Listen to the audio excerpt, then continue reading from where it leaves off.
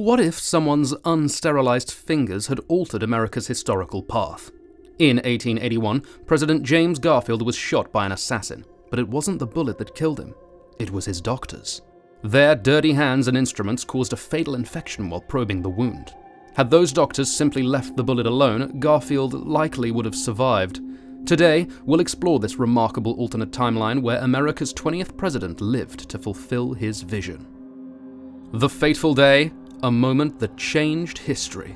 Imagine this, July 2nd, 1881, a hot summer morning at the Baltimore and Potomac Railroad station. President Garfield is excited to begin his vacation, unaware that Charles Guiteau lurks in the shadows with a loaded gun. President Garfield arrived at the station in high spirits. He was about to embark on a summer vacation to New England, planning to attend his 25th college reunion at Williams College. His Secretary of State, James Blaine, accompanied him, the two men chatting amicably as they walked through the ladies' waiting room. Despite being president for just 4 months, the weight of office was already showing. Meanwhile, Charles Guiteau paced nervously nearby, his mind consumed by delusions and grievances. The 40-year-old failed lawyer had been haunting government offices for months, convinced he deserved a diplomatic appointment for his minor campaign support. When rejected, Guiteau's obsession darkened. He'd purchased an ivory-handled .442 caliber Webley British Bulldog revolver, specifically chosen because he thought it would look impressive in a museum after his historical act. The moment arrived at 9:30 a.m. As Garfield and Blaine walked toward the train, Guiteau emerged from hiding, pulled his revolver, and fired twice at point-blank range. The first bullet grazed Garfield's arm, but the second entered his back. "My God, what is this?" Garfield gasped as he collapsed. Bystanders froze in horror as the gunshots echoed through the station. Women screamed. Men rushed forward. Guiteau, captured immediately, declared triumphantly, "I am a stalwart of the stalwarts! Arthur is president now!" This dramatic scene not only altered the day, but set the stage for a medical tragedy that, by today's standards, would be unthinkable. That bullet wasn't immediately fatal. Modern medical analysis reveals it missed Garfield's spine and vital organs, lodging behind his pancreas. Such a wound today would require surgery, but wouldn't be life-threatening. Had Garfield been shot 100 years later, he'd probably have returned to office within weeks. Instead, what followed sealed the president's fate. Doctors transported Garfield to the White House, where more than a dozen physicians examined him. Without antiseptic protocols or understanding of infection, they repeatedly probed the wound with unwashed fingers and unsterilized instruments. Dr. Willard Bliss took charge and continued this probing for days. The 1880s represented a transition period in American medicine. Joseph Lister had published his work on antiseptic surgery in 1867, but many American doctors dismissed these European theories. While some physicians adopted sterilization techniques, Garfield's doctors considered pus a natural part of healing rather than a sign of infection. As summer heat baked Washington, Garfield's robust 210-pound frame wasted away to just 130 pounds. The wound grew inflamed with infection. The doctors created new channels of infection through repeated probing. Alexander Graham Bell even invented a metal detector to locate the bullet, but Bliss limited where Bell could scan, and the metal bed springs interfered with the reading. What if doctors had simply left the wound alone? Or even used basic sterilization? Medical historians believe Garfield would almost certainly have survived. The bullet had encapsulated in tissue, and his body was already isolating it naturally. In our alternate timeline, perhaps a doctor familiar with Lister's methods insists on proper sterilization. Or the physicians decide conservative management is safer. Either way, the infections never take hold, and Garfield begins recovery by late July. By year's end, he's back in the White House, changed by his brush with death, but nonetheless alive. This isn't speculation, it's medical probability. The president died not from assassination, but from medical malpractice. His autopsy revealed the bullet surrounded by a protective cyst, with fatal infection stemming from the treatment, not the wound. A vision interrupted Garfield's progressive agenda. The infection that killed Garfield didn't just claim a president, it derailed a potential turning point in American history. While doctors were introducing fatal infections into the president's body, they were simultaneously burying one of the most promising political visions of the post-Civil War era. Even when you look at who James Garfield actually was, this tragedy takes on even deeper dimensions. Born in 1831 near Cleveland, Ohio, Garfield rose from grinding poverty after being orphaned at a young age. His mother's insistence on education despite their circumstances planted the seeds for his extraordinary intellectual journey.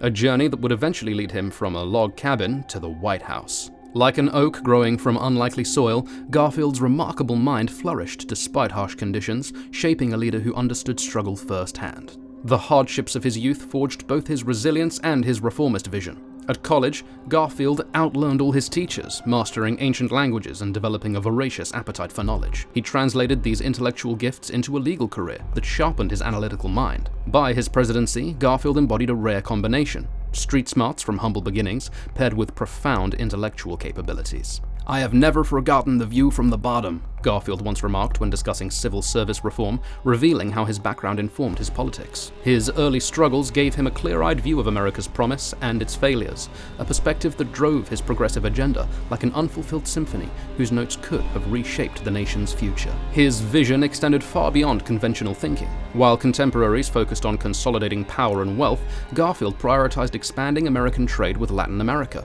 recognizing the region's strategic importance decades before it became conventional wisdom. He pursued commercial treaties with nations like Korea and Madagascar and planned to modernize the Navy, positioning America as a global economic power. Garfield's adamant opposition to the patronage-based spoils system revealed his commitment to merit-based governance. "These constant demands for jobs are wearying and a distraction from real business," he complained in his diary. This wasn't mere frustration. It reflected his genuine belief that government positions should be awarded based on competence rather than connections, putting him at odds with powerful factions in his own party. The Star Route postal scandal investigation demonstrated his determination to root out corruption. When discovering fraudulent contracts within the Postal Service, Garfield launched an investigation that threatened powerful interests, proving his commitment to honest government at a time when graft was often accepted practice. Perhaps most remarkable were Garfield's civil rights positions during the post-Reconstruction era, when many politicians abandoned racial equality. Having long supported abolition, he backed principles with action by appointing African Americans to prominent federal positions, including Frederick Douglass as District of Columbia Recorder of Deeds and Blanche Bruce as Register of the Treasury. These meaningful appointments opened government participation for African Americans when such opportunities were rapidly disappearing. America stood at a crossroads after Reconstruction. Would the nation continue building a more equal society, or retreat into corruption and racial hierarchy?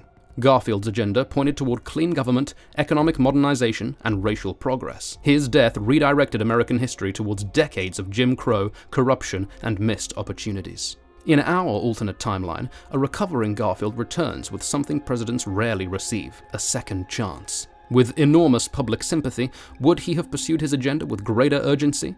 The evidence suggests a president uniquely positioned to accelerate America's progress by decades. The ripple effect, reshaping America's political landscape.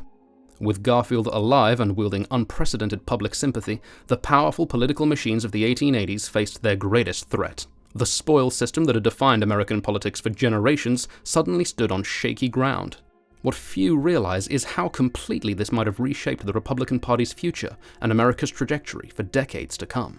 Like a stone cast into still waters, Garfield's survival would have sent ripples through every aspect of American governance. Chester Arthur would remain vice president instead of ascending to the presidency. Arthur, a stalwart Republican and former collector of the Port of New York, had been a prominent defender of the patronage system that Garfield sought to dismantle. As a secondary figure to a living Garfield, Arthur's political evolution might have taken a dramatically different path than his surprising embrace of civil service reform in our timeline. The momentum of public outrage following Garfield's near assassination, combined with his first-hand experience with the spoils system's dangers, would have transformed civil service reform itself. The Pendleton Act that passed in 1883 after Garfield's death was essentially a watered-down compromise covering only about 10% of federal positions. Garfield's original vision was far more comprehensive. His survival would have converted public sympathy into political capital, enabling him to push through reforms that brought a much larger percentage of government positions under merit protection.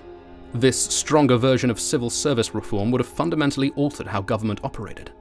America might have experienced a rapid transformation toward professional governance, with corruption finding fewer footholds in a system where qualifications determined who served in government. The Republican Party itself stood at a critical juncture, like a river forking into two distinct paths. When Garfield took office, the party was deeply divided between the stalwarts, led by Senator Roscoe Conkling, who fiercely defended the spoils system, and the half-breeds, led by James G. Blaine, who favored reform. Garfield, empowered by his survival, would have held unprecedented leverage to reshape these power dynamics. With enhanced moral authority, Garfield could have marginalized the stalwarts who opposed his reform agenda. The factional struggle might have ended in decisive victory for the reformist wing, preventing the Republican Party from becoming so closely aligned with business interests in subsequent decades. The 1884 election presents another critical moment of potential divergence. In actual history, Democrat Grover Cleveland defeated Republican James G. Blaine. But with Garfield alive, his popularity as a survivor president, coupled with reform accomplishments, might have secured him another 4 years, or made his endorsement decisive in determining his successor. Garfield's survival coincided with America's abandonment of Reconstruction efforts.